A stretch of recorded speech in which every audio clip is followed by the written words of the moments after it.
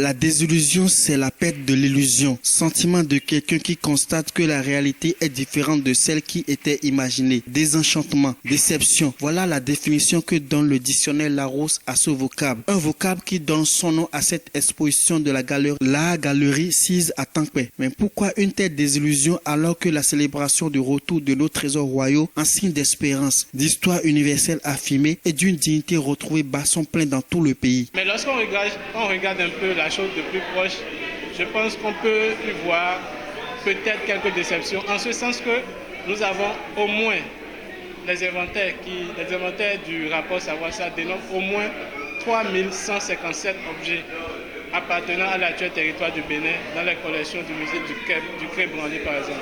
Et donc c'est dans ce lot qu'un certain nombre, 26 objets nous a été renvoyés. Donc imaginez, ça veut dire qu'il reste au moins 3000 objets dans les collections publiques françaises, sans compter les objets qui se trouvent dans d'autres institutions comme l'Église catholique par exemple. Parce qu'avec les SMA par exemple, il y a eu un lot important d'objets qui ont été emportés pendant la colonisation.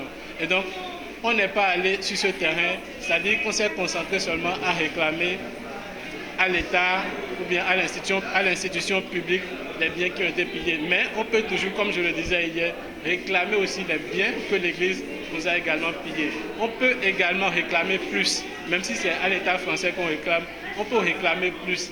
Donc c'est peut-être de ce côté que je vois un peu la désillusion dont il est en train de parler.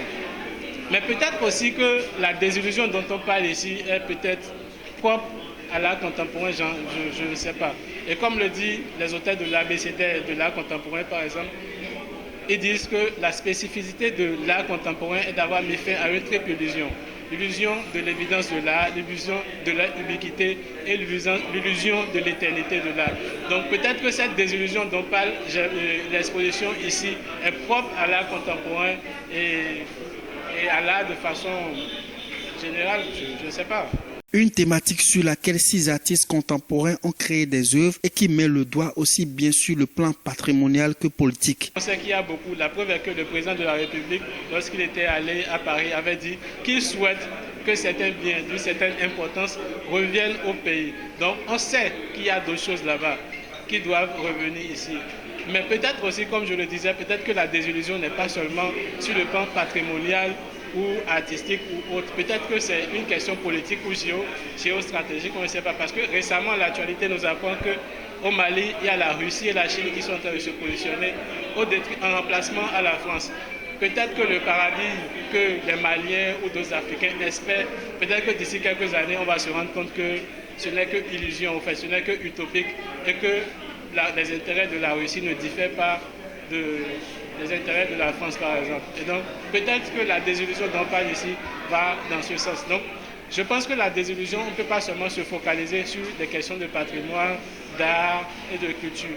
Donc, il faut le voir dans un angle un peu plus. Une exposition qui montre la soif de ces artistes à voir venir au Bénin toutes les œuvres pillées par le colonisateur.